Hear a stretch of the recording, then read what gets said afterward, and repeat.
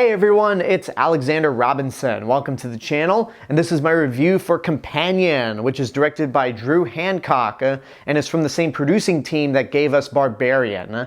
That's all I'm going to say. I'm not going to give you a plot description. I'm going to review the movie as vaguely as I possibly can, because this is a movie that I don't think you should know anything about before going into it. And in fact, I really didn't know what to make of this movie going into it, because the first trailer made it seem to be rather horrific, very disturbing, and also I wasn't the biggest fan of Barbarian. It had a few things to like about it, sure.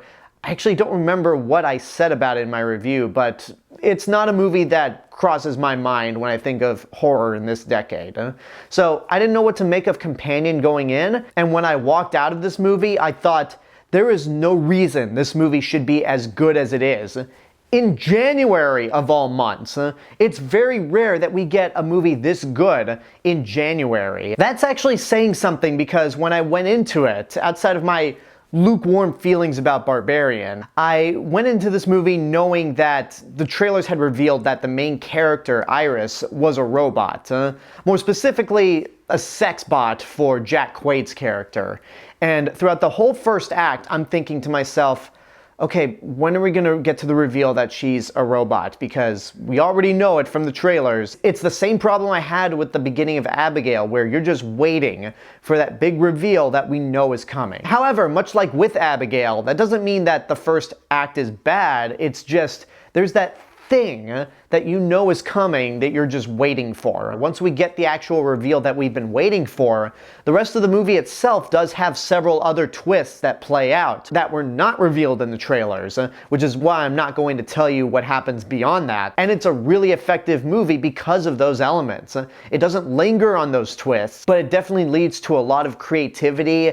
It's an original film, and it has a lot to say about controlling relationships, where one side in a relationship has just total control over the other and doesn't really grant a whole lot of independence. It can get pretty on the nose as the movie progresses, but I think it's very well done. All the actors are really good, with the two standouts being Sophie Thatcher, who you might remember as one of the mods from Book of Boba Fett, and Jack Quaid, who's been popping up in a lot of movies over the past couple years. They're both pretty good, with Sophie Thatcher's character Iris going through a lot in this movie, and Jack Quaid essentially playing the same character he played in Scream, except maybe a little more of a scumbag. The kills are good as well, although I'm not exactly sure if I would classify this as a horror movie, because there is a body count, but I didn't find it to be all that scary. Now, Barbarian, I definitely say is a horror movie.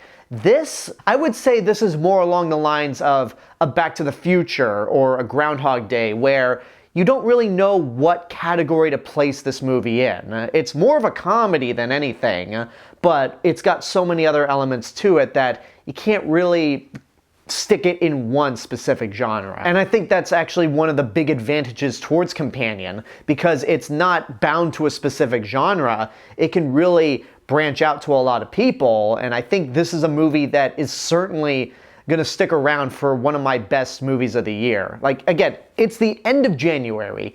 I shouldn't be thinking about the best movies of 2025 just yet, but this is gonna be a big contender, and I'm gonna say that Companion is worth seeing in your lifetime. 2025 is already starting to become a very shitty year, but when it comes to movies, I think this is gonna end up being a better year than 2024. So we'll see if this movie ends up on a best of the year list. At the very least, if it doesn't, it'll certainly get an honorable mention. And there you go, that's my review for Companion. I hope you enjoyed it. Thank you guys so much for watching this video, and I want to give a special thank you to my subscribers and YouTube members right over here. You guys are the reason why this channel continues to grow, and if you want to help to financially support the channel and get access to perks that no one else gets, you can join YouTube memberships for as little as $1.99 a month.